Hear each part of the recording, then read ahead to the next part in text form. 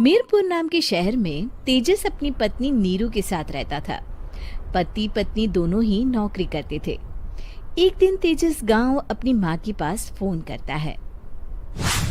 Hello, प्रणाम माँ। जीते रहो माँ, तुम दादी बनने वाली हो हैं?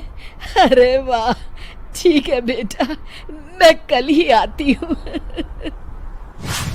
जब माँ जी शहर पहुंची तो बेटे बहू ने बहुत अच्छे से स्वागत किया। लीजिए माँ जी, चाय। अरे गर्मा गर्म पकोड़े ले आओ माँ के लिए। नीरू रसोई में गई और 2 मिनट में ही पकोड़े ले आई। जी ये लीजिए। बहू जादू से बनाए हैं क्या? अभी तो रसोई में गई थी। यम्मी। माँ जी, शीला रसोई में पकोड़े तल रही है, मैं बस लेकर आई। हे भगवान, मेरा धर्म भ्रष्ट कर दिया तूने। अब तो गंगा जल से शुद्धिकरण करना होगा। दूसरे दिन, माँ जी मैंने नाश्ता बना दिया है, ऑफिस जा रही हूँ। पर अभी तो घर का सारा काम पड़ा है। शीला आती ही होगी, झाड़ू पोछा बर्तन कपड़े वो सब कर लेगी। हमारे जमाने में घर का सारा काम हम ही करते थे।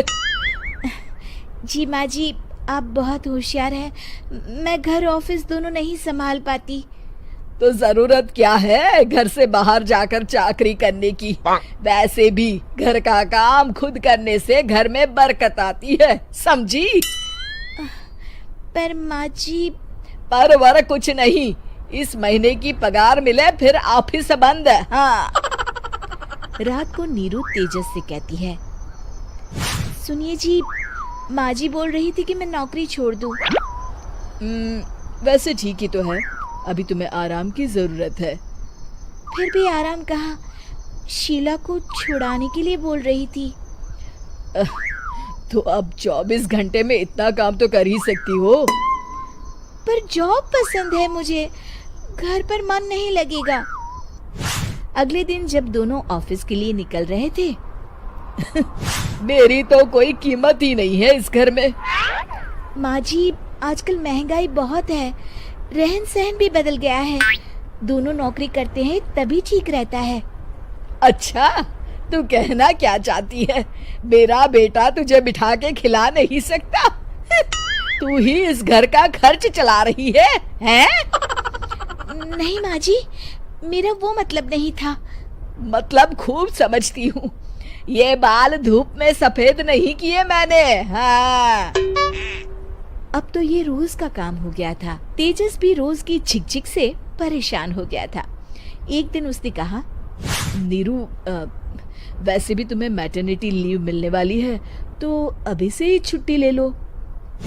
पर क्या, मेरी सैलरी अच्छी खासी है। आखिर नीरू ने रिजाइन कर दिया। जब बच्चा हुआ तो घर में सब बहुत खुश हुए। कुछ दिनों बाद तेजस फाइल देख रहा था। क्या हुआ तेजस, कुछ परेशान लग रहे हो? हाँ, वो हमारी जितनी सेविंग्स थी वो तो हॉस्पिटल में और छठी के फंक्शन में खत्म हो गई है नीरू। और अभी वैसे मंदी चल रही है तो मैं बोल रही थी कल मुन्ना को हेपेटाइटिस का टीका लगवाना है। नीरू, क्या पोस्टपोन नहीं कर सकते? नहीं जी, बिल्कुल नहीं। अब तेजस को समझ में आ रहा था कि उससे गलती हुई है। पैसों की कमी का असर घर के माहौल पर भी पड़ रहा था। अगले दिन, बेटा मेरा चश्मा और ये दवाइयाँ ले आना, पर्चा देते हुए माँ जी ने कहा। जी। तेजस, मुन्ना के लिए दूध का डिब्बा और डायपर भी ले आना, और ये किराने के सामान की लिस्ट है, इसे भी लाना है। तेजस गुस्से में लिस्ट मरोड़कर फेंकता है और चिल्लाता है, पैसे क्या पेड़ पर उगते हैं? ये ले आना, वो ले आना। अरे पर ये जरूरत का सामान ही है। वो गुस्से में बिना कुछ कहे ऑफिस चला गया। अरे लंच तो ले जाइए।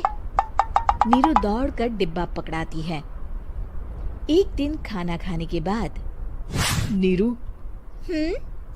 अब तो मुन्ना कुछ बड़ा हो गया, तो अब तुम वापस ज्वाइन कर लो ना जॉब। पर इस रिसेशन में जॉब मिलना बहुत मुश्किल है। ट्राई तो करो। फिर मुन्ना? माँ जी है ना, और एक फुल टाइम मेड भी लगा लेंगे। पर माँ जी, उन्हें तो पसंद नहीं। तभी माँ जी वहाँ आ जाती है और प्यार से नीरू के सर पर हाथ फेरते हुए बोलती है, अब मेरी समझ में आ गया बहू, पहले के और अब के समय में अंतर है। तुम काम शुरू करो, मुन्ना की जिम्मेदारी मेरी। मेरी प्यारी माँ जी। ये कहकर नीरू उनके गले लग गई। शिक्षा, परिवर्तन संसार का नियम है, हमें भी समय के साथ चलना चाहिए। उम्मीद है कि आपको हमारी ये कहानी पसंद आई होगी। कृपया हमारे चैनल को सब्सक्राइब करें और सभी अपडेट्स के लिए बेल आइकन जरूर क्लिक करें। और हाँ, वीडियो लाइक और शेयर करना मत भूलिएगा। Bye bye.